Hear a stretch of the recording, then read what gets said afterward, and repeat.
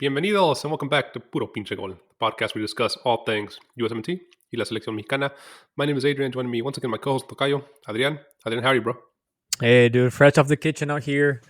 Still cold. I'm trying to get cozy in my house, but nothing too bad. You put the heater on in your house or no? I mean, I put it to I set my house to maybe 22 Celsius degrees, not Fahrenheit, Celsius degrees. That's got to be 70, 71 or like 70 71 or or 2, yeah. Yeah. But yeah, that's what I have it at, 70. Just put on a jacket, bro. Yeah, it's some money. But Exactly. Nah, man, we were just watching the USMNT finish up January camp with a 3-0 win against fellow CONCACAF opposition Costa Rica. A win, Adrian, that takes Pochettino now to 6 wins. That one loss coming against Mexico, as we know in Guadalajara. But Pochettino, I think a successful January camp for him. But we'll get more into that. Let's just recap this match real quick. Just like the match against Venezuela, he played a 4-2-3-1 and very changed lineup. Mm-hmm. A couple of the similar players from that match. But why don't you give our listeners a run through of the starting 11? Sure. On the goalkeeping, you had Zach Steffen, Miles Robinson, Walker Zimmerman, Tim Ream, and Juan Jones on the back. You have Benjamin Kremansky and Eneli on the midfield. And then the top three attacking midfielders, you have Basilev, Diego Luna, and Brian Gutierrez. And my boy, Brian White, as the lone striker.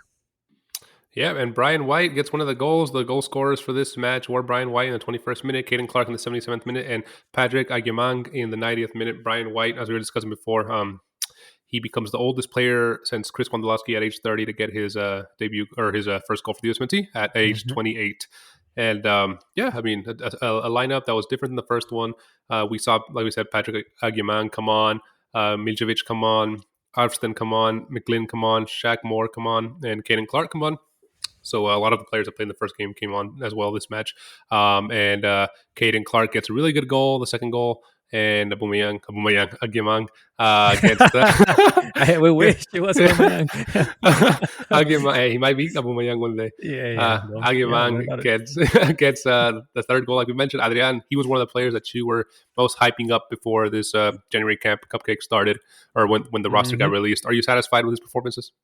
I have to, right? I mean, there's no way that I can criticize him or say anything negative from these two matches. The guy is on fire, continues to be, on both matches, specifically on this match, he continued to be a very, very interesting option on the attacking side of the USMNT.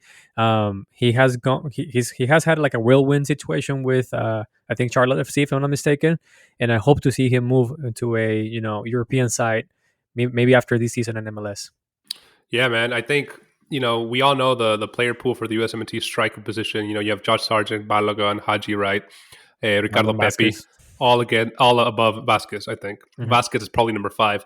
Yes. I think right now, this guy, Aguimang, maybe is challenging that number 5th spot against Brandon Vasquez. Brandon Vasquez having a very unsuccessful stint at Monterrey and not having a good time there. And obviously this guy, Aguimang, just scoring 2 really good goals, very poised, mature goals for someone, that's come up through college, through the second division and now in MLS.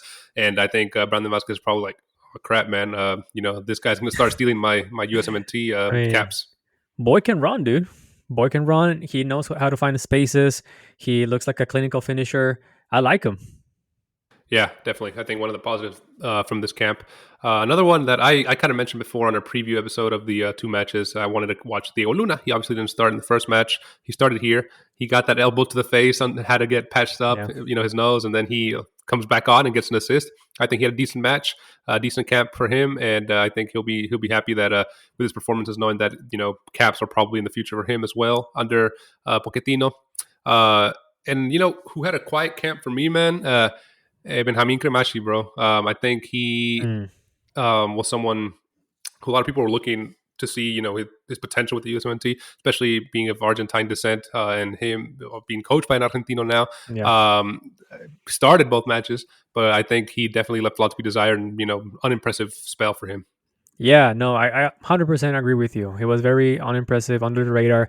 But listen, this might be a hot take, maybe not, but bro, I don't know why they keep hyping this guy up. Honestly, the only reason why he's on the radar, listen, exactly. The only reason why this guy is on the USMNT list for this January 2025 camp is because the fact that he plays for Messi and he's Argentinian. Don't get me wrong, every single professional player, it has to be good to make it to that level. But amongst the professionals and even amongst the MLS, Benjamin Kremansky isn't necessarily one of the top talents He's out there. average.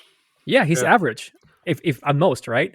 Yep. So listen, let's not fall for the fact that he plays with the goat with El Mesias. Let's not fall prey to the fact that he's half Argentinian or full Argentinian, whatever the case may be. I don't see Benjamin Kremansky doing it big anytime soon. Not even in MLS, and perhaps not even in Europe. Hot take. Yeah. But no, I agree with you, man. I think he was very much outshined by McGlynn, by Hmm. Aguimang, by White, by Leo Luna this camp.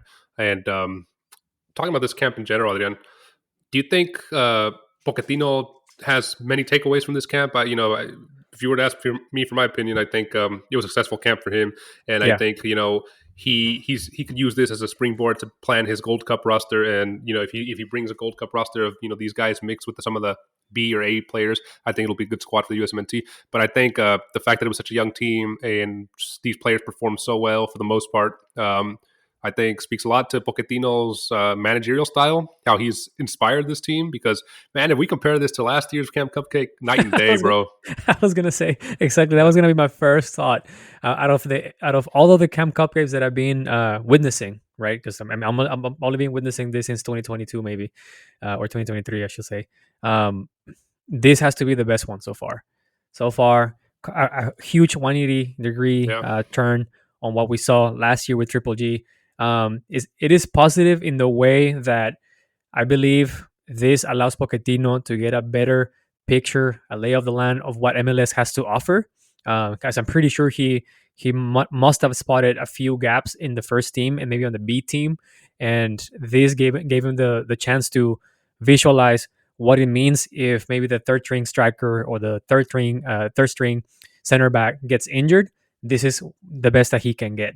I think it's positive in that end. yeah, It's also positive not only for Pochettino but for those players that we mentioned that at the MLS level, yes, they can perform, but this gives them like this puts them on a different shelf, right? Maybe this camp doesn't get as televised as much as um, other friendly matches that we see for the USMNT.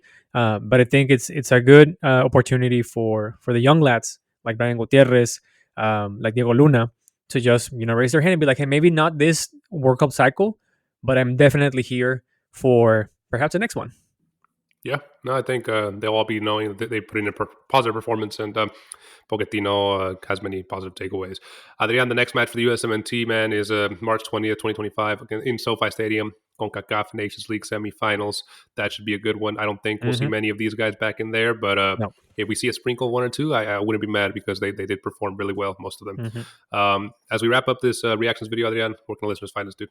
They can always find us on YouTube. Don't forget to subscribe, hit the like button, and turn on the notifications.